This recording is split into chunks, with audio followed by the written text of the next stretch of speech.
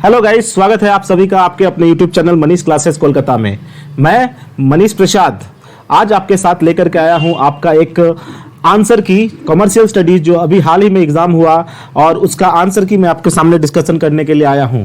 तो इस आंसर की का डिस्कशन शुरू करने से पहले जो हमारे न्यू सब्सक्राइबर है हम उनसे रिक्वेस्ट करेंगे कि आप लोग हमारे यूट्यूब चैनल को सब्सक्राइब कर ले और अपने बेल आइकन को ऑन कर ले ताकि आपको आपके एग्जामिनेशन से रिलेटेड सारी की सारी जानकारियां जो है आपको मिलती रहे।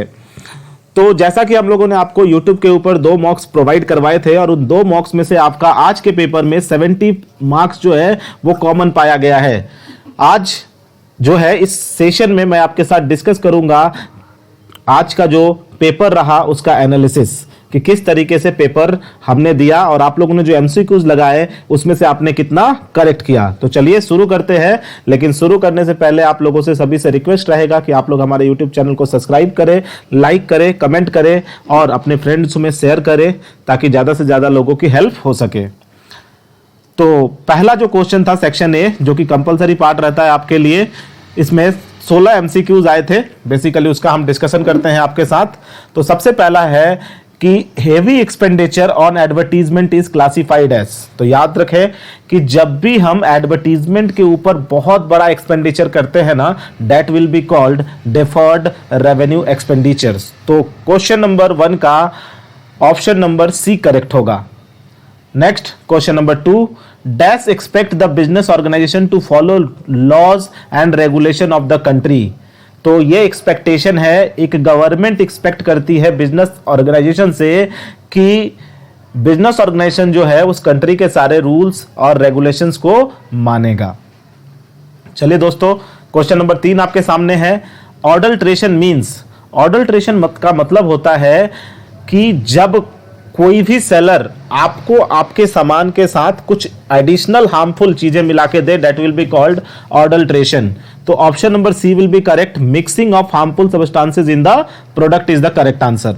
Now question number 4, dash is an example of capital expenditure. Capital expenditure का क्या एग्जांपल है? तो देखिए, पहला है आपका लैंड एंड रेवेन्यू, दूसरा है रेंट, तीसरा है रिपेयर्स एंड मेंटेनेंस और चौथा है इंटरेस्ट ऑन लोन। तो यहां पर आप सभी को पता होगा कि कैपिटल एक्सपेंडिचर मतलब कि हम इससे लॉन्ग टर्म बेनिफिट्स ले सकते हैं और इन चारों में से सिर्फ ए ही ऑप्शन ऐसा है जो हमें लॉन्ग टर्म बेनिफिट प्रोवाइड करता है। तो क्वेश्चन नंबर 4 का आंसर ए होगा। Next, the budget that forms the fundamental basis of all the budgets and lays down the revenue goals of an enterprises is generally called sales budget. Now option number 6, question number 6 पे आ जाते हैं। Dash is the process of carefully screening the candidate to choose the most suitable person for the job. कौन से process में हम candidates को carefully screening करते हैं और उसमें से जो सबसे बेस्ट होता है उसको चूज करते हैं? तो the name of the process is called selection. Now question number 7, name the fastest mode of transport for light weight goods of high value. मतलब बहुत ज्यादा दाम के सामान के कम वजन वाले प्रोडक्ट को भेजने के लिए कौन सा सबसे सेफेस्ट मोड और सबसे फास्टेस्ट मोड है? That is called Airways. Question number 8 देखिए, commercial transactions in which N order is placed electronically. तो कोई भी कमर्शियल ट्रांजैक्शन जब हम इलेक्ट्रॉनिकली प्लेस करते हैं that will be called e commerce, electronic commerce. तो 8 का ऑप्शन नंबर बी राइट होगा। आ जाइए क्वेश्चन नंबर 9 पे। क्वेश्चन नंबर 9 है, internal stakeholders do not consist of. इसमें से कौन सा इंटरनल स्टेक होल्डर नहीं है? हमने मॉक में भी आपको करवाया था कि इंटरनल स्टेक होल्डर कौन नहीं है। तो यहां पर देखिए, सप्लायर्स, एम्प्लॉयर्स, एम्प्लॉइज और शेयर होल्डर्स। आपको पता है B C D, they are all internal stakeholders. So option number A, supplier, would be the correct answer. Next question number 10, the consumer right to be protected against the marketing of goods which are hazardous to life and property is called what? Right to safety. Next, rent received by a firm is an example of. If a firm received a rent that will be called is revenue receipt, क्योंकि sir वो बार बार उसे मिलता रहेगा। तो question number 11 का answer A होगा।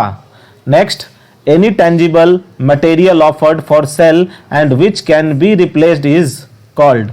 Any tangible material that is offered for sale and that can be replaced is called product. Next, two popular mobile wallet, याद है रखना सर, दो सबसे ज्यादा पॉपुलर मोबाइल वॉलेट कौन कौन से हैं? तो यहाँ सभी को पता है, Google Pay and Paytm are the most popular mobile wallet. Next, the insurer is liable for the insured falls only and not for the unexpected uninsured ones. This is the principle of subrogation. कल ही बताया था आपको, principal of subrogation का मतलब होता है कि जिस चीज के लिए आप पॉलिसी लिए हो, ठीक है ना, सिर्फ उसी के लिए आपको क्लेम मिलेगा. Next, number 15 is the most easiest question of today. The chief of RBI is called governor, जिसका नोट के ऊपर सिग्नेचर होता है RBI governor. Next, last question, warehouse that is licensed by the government and established specifically for storage of dutiable, मतलब जो custom duties वगैरह जिनका goods में पे नहीं होता, उन गुड्स को रखने के लिए जो वेयर हाउस बनाए जाते हैं उन्हें कहा जाता है बॉन्डेड वेयर हाउस. तो ये वो 16 क्वेश्चंस थे एमसीक्यू क्वेश्चन जिसको आपने किया है और सबका आंसर हमने बताया विथ एक्सप्लेनेशन. आशा करते हैं कि आप लोगों ने सारे के सारे क्वेश्चंस इसमें सही किए होंगे और आपका एग्जाम भी काफी अच्छा गया होगा. तो चलिए गाइस, हम लोगों ने एमसीक्यू सारा का सारा डिस्कशन कर लिया. तो एमसीक्यू के डिस्कशन करने के बाद हम चलते हैं सबसे पहले हम क्वेश्चन नंबर 10 की तरफ, जिसमें हमें फाइनल अकाउंट्स प्रिपेयर करना था और उसे समझते हैं. तो फाइनल अकाउंट जो था आपका वो काफी आसान आया था. तो यहाँ पे आपको सबसे पहले बताया गया है कि prepare a trading profit and loss of XYZ for the year ended 31 March 2022 and a balance sheet on 31 मार्च 2022. तो आपको पता है कैपिटल कहाँ जाता है? तो सर बैलेंस शीट के लाइबिलिटी साइड में जाता है. फर्नीचर आप जानते हो बैलेंस शीट के एसेट साइड में जाता है. परचेजेस ट्रेडिंग के डेबिट साइड में. डेटर्स बैलेंस शीट के एसेट साइड में. Interest received profit and loss के क्रेडिट साइड में. सैलरीज प्रॉफिट एंड लॉस के डेबिट साइड में. सेल्स ट्रेडिंग के क्रेडिट साइड में. परचेज रिटर्न परचेज से माइनस होता है, लेस फ्रॉम परचेजेज.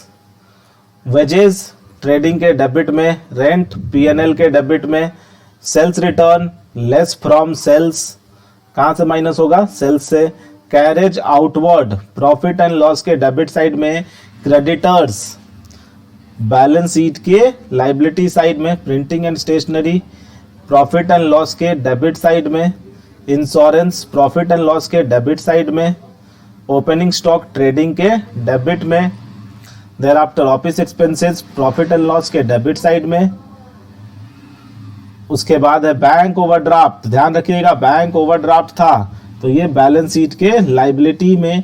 और ड्राइंग्स क्या होता है? कैपिटल से माइनस होता है, लेस फ्रॉम कैपिटल. और इस तरीके से आप इसे करते तो आसानी से बना सकते थे. और यहाँ पर जो क्लोजिंग स्टॉक था इसको आपको दो जगह दिखाना था, एक बैलेंस शीट के एसेट साइड और दूसरा ट्रेडिंग के क्रेडिट साइड, क्योंकि एडजस्टमेंट का क्लोजिंग स्टॉक का इम्पैक्ट दो जगह पड़ता है. तो इस वीडियो में आज के लिए इतना ही. हम आपके लिए एक एमसीक्यू सीरीज लेकर के आ रहे हैं और साथ ही साथ हम आपके लिए मोस्ट इंपॉर्टेंट क्वेश्चंस का सीरीज भी प्रोवाइड करेंगे आपके हिस्ट्री, सिविक्स और ज्योग्राफी के एग्जामिनेशंस के लिए, इकोनॉमिक्स के एग्जामिनेशन के लिए. तो आप चैनल को सब्सक्राइब कर लीजिए और बेल आइकन को याद से दबा लीजिए ताकि आपको सारी की सारी नोटिफिकेशन हमारी मिलती रहे. तो आज के लिए इतना ही, मिलते हैं अगले वीडियो में. धन्यवाद.